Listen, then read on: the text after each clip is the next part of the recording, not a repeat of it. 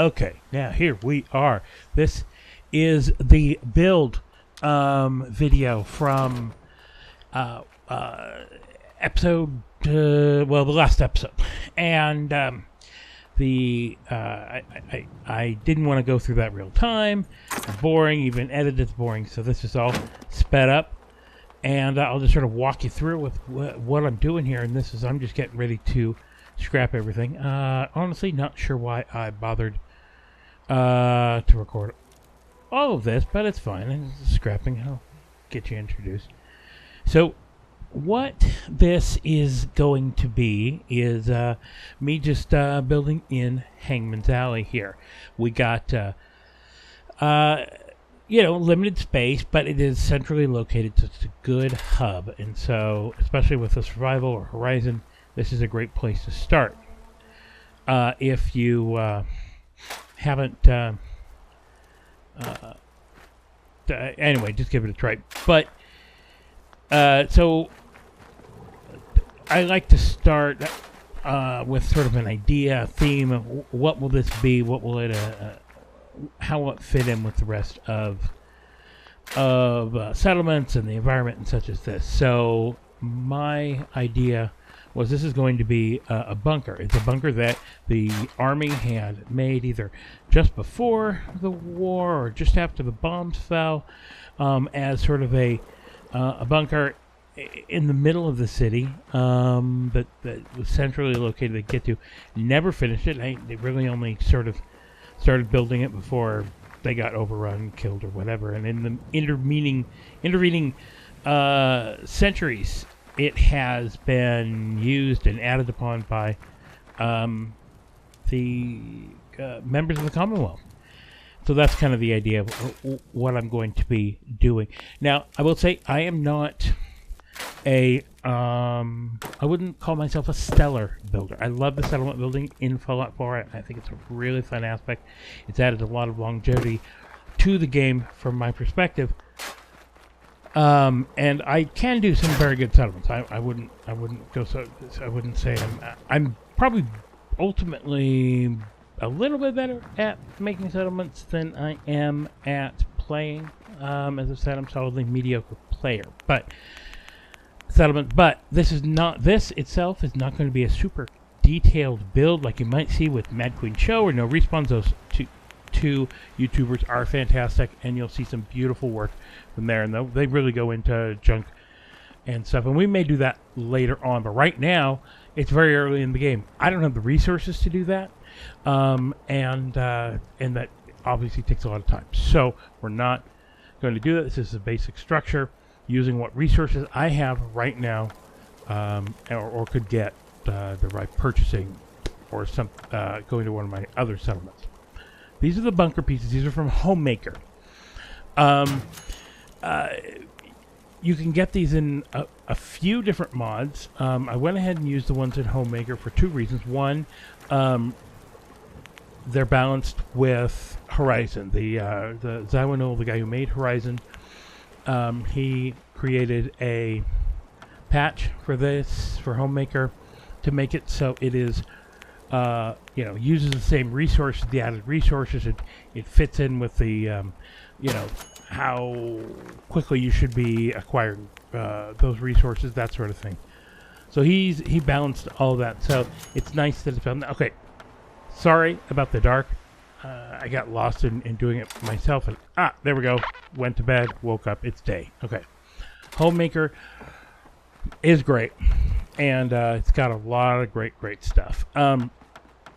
The other reason is the other mod I have that has this asset is called Unlock Settlement Objects. It's only available on Bethesda. It was originally made to be a PS4 mod, so it works under all of the restrictions that you have to do with modding on PS4.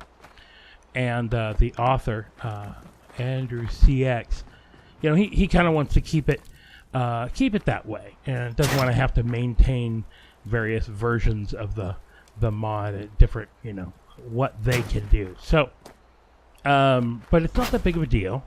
But one of the things that means is he can't add stat points he could take these, which are assets used in the world in vanilla, the Fallout, and he can remake them into workshop assets, but he can't add snap points. So his stuff, a lot of this stuff doesn't have snap points. I wanted to use snap points. It's a little easier, especially in these tight spaces. You don't have a lot of room to move.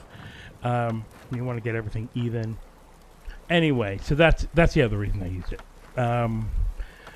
As far as workshop mods, once I use, again, USO is probably one of my favorites. I think right up there is Vanilla Extensions, Ethrion's mods. All of his workshop mods really like.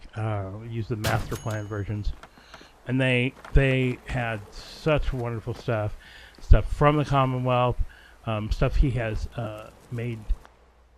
So there's some custom assets in there, just some beautiful stuff, and almost all of it has snap points, and it's really uses what is fully possible with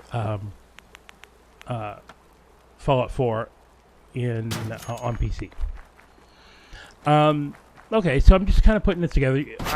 One of the things with Hangman's Alley, you got these walls on either side, and you want to be able to make it work within that and not look too weird when it clips, or if it clips. My thinking here is I wanted to have a door from the bunker into this little workshop area. I couldn't quite get it to match up, everything to work and for it to fit on one end. So I decided to just make a front door here, and you could go out into this little workshop area. I doubt that's going to be the primary workshop area when it comes down to it, but I like that area, and I want to keep it. So now you see me starting to use these are other workshop elements. This is vanilla extensions, but it could just as well be vanilla pieces or something from unlocked settlement objects. But I'm starting to use those. Again, two reasons. One, this was meant to be a half-built bunker, one that needs to be, but it wasn't finished, and so the denizens of the Commonwealth are going to weren't going to make more bunker pieces, walls and such. They used what they could find. So this wood and everything that is going to be intermixed with it when it's all done. The other reason was I ran out of concrete. This requires a lot more concrete than I mentioned, and Horizon resources being a bit more meager. It is. I really did not have much concrete at all. I ran out of concrete, and so I had to start making do with what I had around. Now, at this point, this was just all of the resources that I happened to have when I took Hangman's Alley.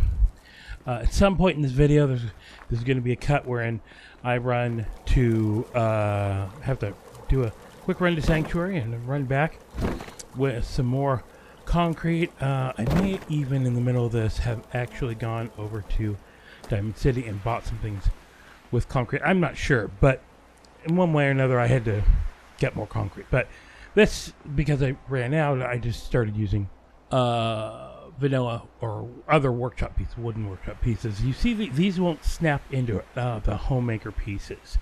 All of Ethrion's master plan pieces, they'll snap with each other for the most part. I think all of them do, actually. And usually between mods they will, but apparently with homemaker it just doesn't. It's not a big deal. You just get place everywhere, and you kind of get. All you got to do is get one piece in that has snap points, and then you can just start snapping to that. Even if you're just using it as strictly a snap point, you can take it out later, but do that easily enough.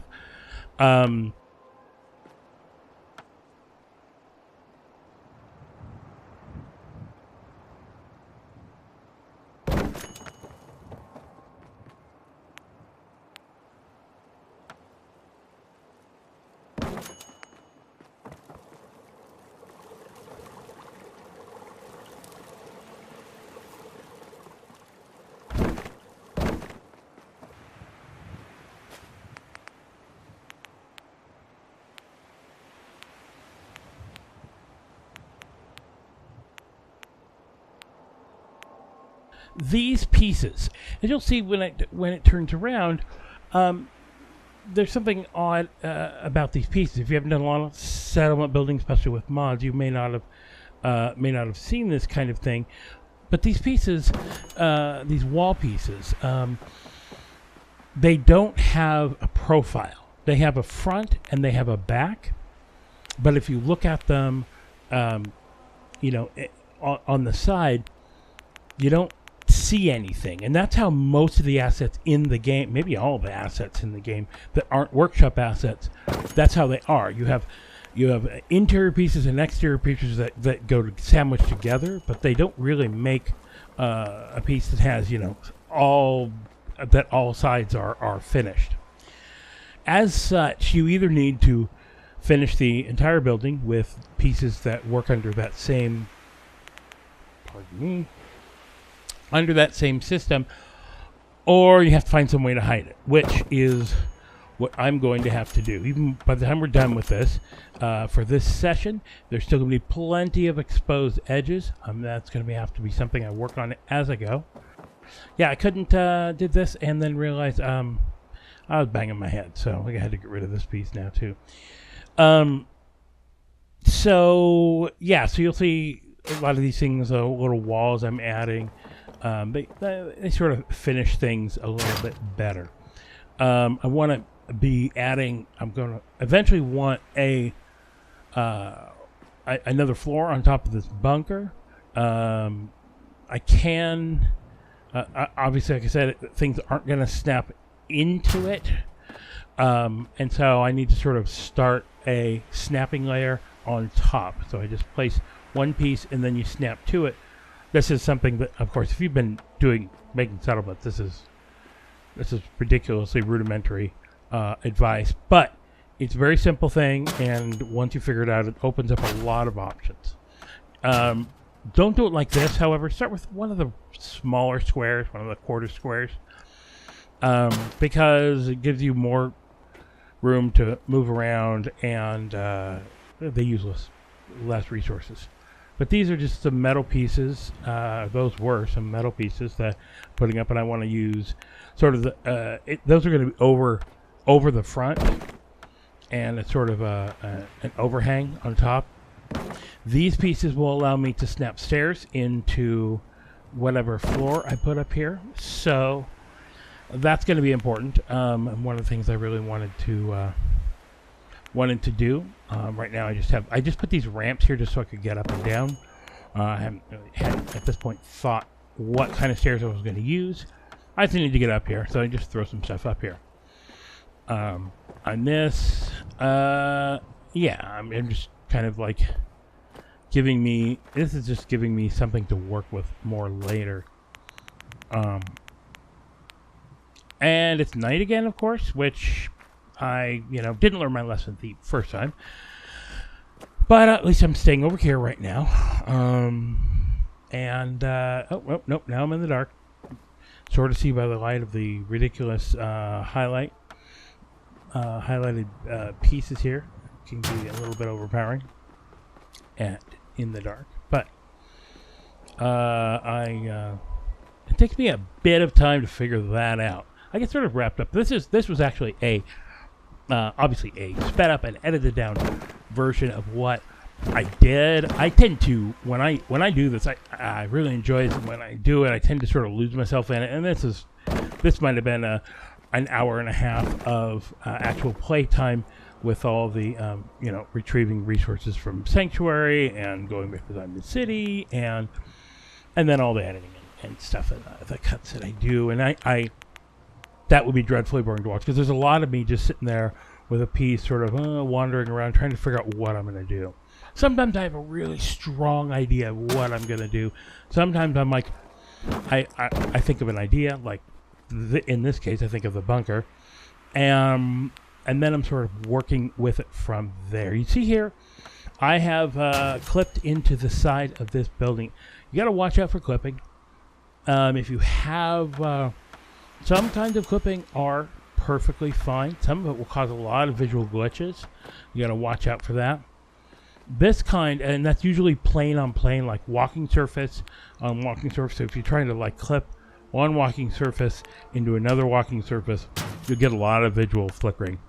Walls, not so much. I think it's just like perpendicular pieces, maybe.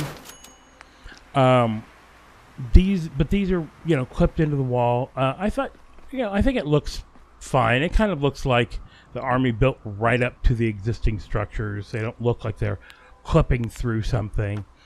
It just looks like a seamless, you know, a seamless build. So I was fine with that. Some of it can look a little ridiculous, and I don't know if I show off any of that here, but some of it does. This here, shack bridge. These shack bridges are real nice. I could have just used a regular piece for this because I again wanted. Here we go. Waited today. Now it's a dusty day, but it is day. You can still see. You can see what I'm doing here. Hangman's Alley. That means you're going to be really high. Now you can, you know, put that up on concrete blocks or a foundation or whatever you wanted to do. I just made like a little porch area. This is it. You'll see. I'll describe it a little bit in the episode. Want to see more of this kind of thing? This kind of sort of a meta building as I go along. Make a comment. If you have a suggestion as far as builds or things to do with this build, I'm certainly open to them. Please leave a comment. Otherwise, if you like this, please do the thumbs up, like it down below. And if you want to see more, and I hope you do, subscribe to the channel, subscribe to the playlist, and you'll get notified every time something new comes up about Fallout 4. Also, you can subscribe to the Twitter, which is at NerdAbiting, and that also will send out notifications if you are so interested. We'll do more later, but other than that, I appreciate you watching. Keep having fun, and watch out for those rads. Later.